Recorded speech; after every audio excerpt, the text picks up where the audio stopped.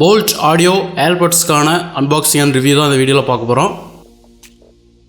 இதுலேயும் தனியாக ஒரு பாலித்தீன் கவர் வச்சு நீட்டாக பேக் பண்ணியிருக்காங்க. இந்த பாலித்தீன் கவரையும் ரிமூவ் பண்ணிடலாம்.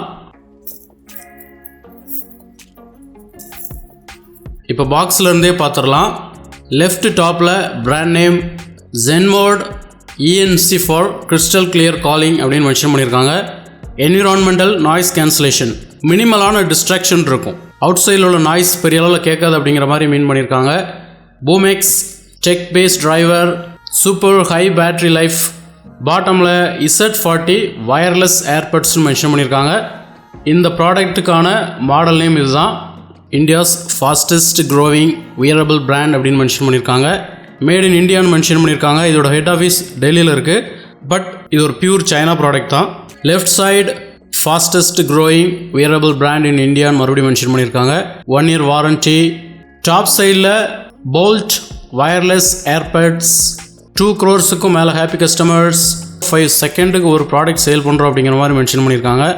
15 lakhs மேலே product review and rating. Price கம்மிங்கிறதுனால பெரிய அளவில் நெகட்டிவாக சொல்கிறதுக்கு யாருக்குமே மைண்ட் வராது. பாட்டம்லேயும் ஒரு சில இன்ஃபர்மேஷன் இருக்குது. Boult ultra low latency gaming, BoomX drivers, Bluetooth connectivity, dual master அப்படிங்கிறத மென்ஷன் பண்ணியிருக்காங்க. கேஸ்லேயோ ஏர்பட்ஸ்லேயோ லோ பேட்டரி இருந்துச்சு அப்படின்னா எமர்ஜென்சி டைமில் ரெண்டையுமே யூஸ் பண்ணாமல் எதையாவது ஒன்று மட்டும் கூட நம்ம ஈஸியாக யூஸ் பண்ணிக்கலாம்.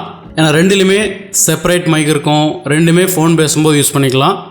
என்விரான்மெண்டல் நாய்ஸ் கேன்சலேஷன், இது ஃப்ரண்ட் சைட்லேயே மென்ஷன் பண்ணியிருந்தாங்க. ஆப்பிளோட ஏர்பட்ஸ் கிட்ட எந்த ப்ராடக்ட்டுமே வராது நாய்ஸ் கேன்சலேஷனில். ஸோ அதை நம்ம கம்பேர் பண்ண வேண்டிய அவசியம் இல்லை. இருந்தாலும் இதில் எப்படி இருக்குன்னு பார்க்கலாம். ப்ராடக்ட் பற்றின மேஜரான இன்ஃபர்மேஷன்ஸ், காண்டாக்ட் டீட்டெயில்ஸ் இருக்குது. ஆல்ரெடி நான் சொன்ன மாதிரி கண்ட்ரி ஆஃப் ஆரிஜினில் சைனா தான் இருக்குது. இது ஒரு பியூர் சைனா ப்ராடக்ட் தான், அதில் எந்த டவுட்டும் வேண்டாம். ஜஸ்ட் இந்தியாவில் அசம்பிள் பண்ணலாம், இல்லாட்டி பேக் பண்ணலாம்.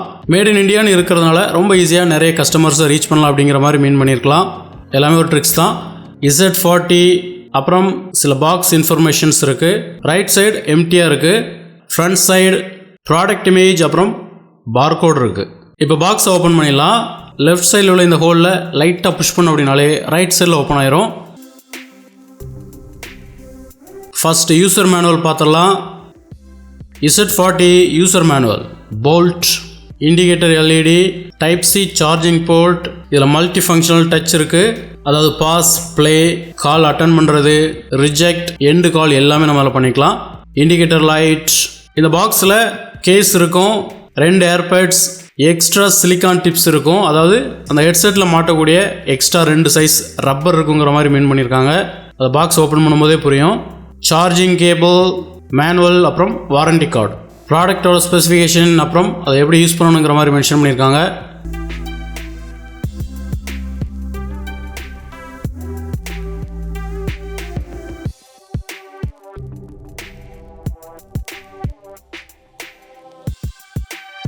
இப்போ பாக்ஸில் வேறு என்னெல்லாம் இருக்குன்னு பார்க்கலாம். இதுதான் சிலிக்கான் டிப்ஸ் அப்படிங்கிற மாதிரி மீன் பண்ணியிருக்காங்க. அதாவது எக்ஸ்ட்ரா 2 சைஸில் ரப்பர் இருக்கும். ஒருவேளை கரண்ட் டைப் இருக்கிற ரப்பர் டேமேஜ் ஆகிடுச்சு அப்படின்னா இதை நம்ம சேஞ்ச் பண்ணிக்கலாம். இதில் 3 சைஸ் இருக்கும் ஓவரால். இங்கே 2 சைஸ் இருக்குது, உள்ள ஒரு சைஸ் இருக்கும் நம்புகிறேன். ஒருவேளை இதை நீங்கள் காதில் மாட்டும்போது சரியாக செட் ஆகலை அப்படின்னா இந்த ரப்பரை சேஞ்ச் பண்ணி பாருங்கள். ஸ்மால் சைஸுக்கோ இல்லைனா கொஞ்சம் பெரிய சைஸுக்கோ மாற்றி பாருங்கள். இந்த ப்ராடக்டோட ப்ரைஸுக்கு இதெல்லாம் கொடுக்காம கூட அவங்க ஏமாற்றிருக்கலாம். அவங்களால முடிஞ்ச அளவுக்கு எவ்வளோ பெஸ்ட்டாக முடியுமோ அந்த அளவுக்கு பண்ணியிருக்காங்க. இது எல்லாமே ரப்பருங்கிறதுனால நீங்கள் யூஸ் பண்ணுறதை பொறுத்து சீக்கிரம் கூட டேமேஜ் ஆகும். அப்படி ஆயிடுச்சு அப்படின்னா நீங்கள் மாற்றிக்கலாம். இதில் 2 சைஸ் இருக்குது. ஒன்று சின்னதாக இருக்குது, இன்னொன்று கொஞ்சம் பெருசாக இருக்குது. அடுத்து பாக்ஸில் USB சார்ஜிங் கேபிள் இருக்குது. Type C to USB port, சின்ன கேபிள் தான் கொடுத்துருக்காங்க. பிசிலேயோ லேப்டாப்லேயோ வைக்கும்போது தான் இது கரெக்டாக இருக்கும். சார்ஜரில் தொங்கிக்கிட்டு தான் இருக்கும். இது அவ்வளோ சின்ன கேபிளாக இருக்குது. சப்போஸ் அடாப்டரில் நீங்கள் மாட்டினீங்கன்னா கொஞ்சம் சின்ன சைஸ் அடாப்டர்லேயே மாட்டுங்க. ஏன்னா இதெல்லாம் கொஞ்சம் மினிமலான வோல்டேஜ் தான் எடுக்கிற மாதிரி இருக்கும். அப்புறம் வாரண்டி கிளைம் பண்ணுறதுக்கு கண்டிப்பாக இதை ஸ்கேன் பண்ணி உங்கள் டீட்டெயிலை ஃபில் பண்ணுறது ரொம்ப நல்லது. இப்போ ஏர்பட்ஸ் பார்த்துடலாம். நானே ஒரு சில வீடியோவில் பார்க்கும்போது தம்ப்நெயிலில் இருக்கிற மாதிரி இது ரொம்ப ப்ரொஃபஷனலாக நேரில் இல்லையே, பை பண்ணலாமா வேண்டாமான்னு யோசிச்சுட்டே இருந்தேன். பட் நேரில் தம்ப்நெயிலில் எப்படி இருந்துச்சோ அதே மாதிரி இருக்குது.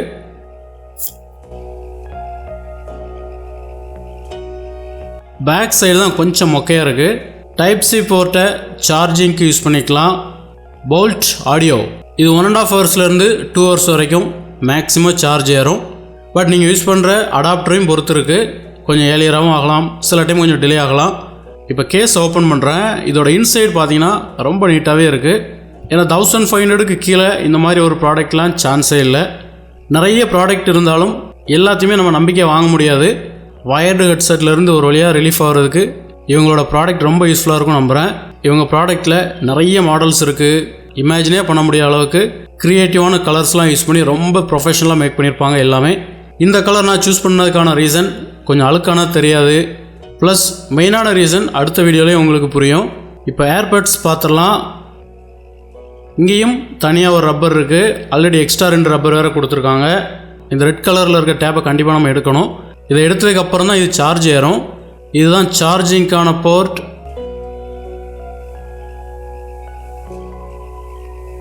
லெஃப்ட் சைடு இதுலேயும் இந்த டேப்பை கண்டிப்பாக நம்ம எடுக்கணும். ப்ளூ கலரில் எல்இடி பிளிங்க் ஆகுது.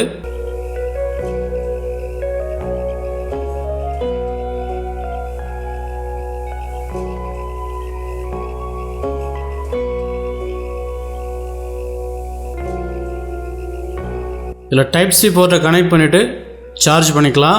இது ஒரு லேப்டாப் இல்லாட்டி பிசி இல்லைனா ஒரு சின்ன அடாப்டர் மூலமாக சார்ஜ் ஏற்றுறது கனெக்ட் பண்ணாலே போதும். டைப் சி போர்ட் ரொம்ப ஸ்ட்ராங்காக இருக்குது. இதை கலத்தாமல் இருக்கிறது நல்லது. இது ஸ்ட்ராங்காக இருக்கிறதுக்கான ரீசன், சார்ஜர் அடாப்டரில் நம்ம இதை கனெக்ட் பண்ணும்போது கண்டிப்பாக தொங்கிட்டு தான் இருக்கும். ஸோ கலந்து விழுந்துடக்கூடாதுன்றதுக்காக கூட இந்த மாதிரி பண்ணியிருந்துருக்கலாம். அதனால் யூஎஸ்பி போர்ட்டை சார்ஜிலேருந்து ரிமூவ் பண்ணுங்கள். கேஸில் இருக்கிற டைப் சி போர்ட்டை ரிமூவ் பண்ணாமல் இருக்கிறது நல்லது. ஏன்னா அடிக்கடி கலத்தணும் அப்படின்னா லூஸ் ஆயிரும். திருப்பி நம்ம சார்ஜரில் இதை நீங்கள் மாட்டும்போது கண்டிப்பாக கலந்து விடுறதுக்கான பாசிபிலிட்டி இருக்குது. ஸோ இது டைட்டாக இருக்குது, அப்படியே இருக்கட்டும். இந்த டேப்பை நான் ரிமூவ் பண்ணிட்டேன். இப்போ ரெண்டுமே சார்ஜில் தான் இருக்குது. இந்த போர்ட்லேருந்து சார்ஜ் ஏறும். கேஸ் உள்ள நம்ம வச்சிட்டோம் அப்படின்னாலே ஆட்டோமேட்டிக்காக சார்ஜ் ஏற ஆரம்பிச்சிடும். இந்த ஒயிட் கலர் எல்இடி லைட் எரிஞ்சிக்கிட்டே தான் இருக்கும் சார்ஜ் ஏறி முடிகிற வரைக்கும். உள்ளே இருக்கிற 2 ஏர்பட்ஸும் சார்ஜ் ஏறி முடிஞ்சதுக்கப்புறம் இந்த white colour LED light off ஆயிரும். ஸோ கீழே இருக்கிற எல்இடி லைட் ஒயிட் கலரில் எரியுது அப்படின்னா 2 ஏர்பட்ஸுமே சார்ஜ் ஏறிட்டுருக்கு அப்படிங்கிற மாதிரி மீனிங். சார்ஜ் ஏறி முடிஞ்சதுக்கப்புறம் தன்னால் ஆஃப் ஆயிரும்.